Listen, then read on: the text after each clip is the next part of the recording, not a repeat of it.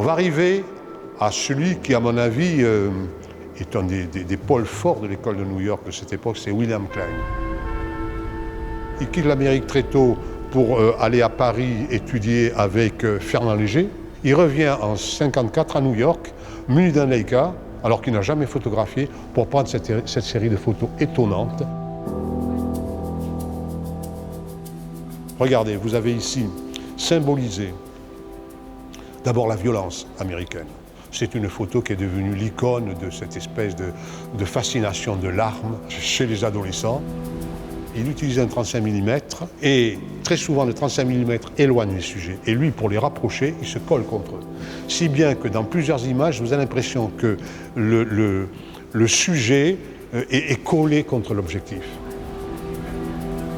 Il n'y a pas d'arrière-plan, il n'y a pas d'échelonnement dans l'espace. On dirait un collage. C'est-à-dire que tout a la même valeur, on dirait que tout est sur le même plan.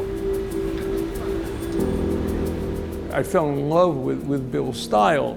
The incredible intuition and intelligence of his images was obvious to me from the beginning, and this picture really typifies it, where you have so much going on the street and in the frame at the same time. How do you organize that into a photograph that says something, a photograph that's revealing, a photograph that's interesting?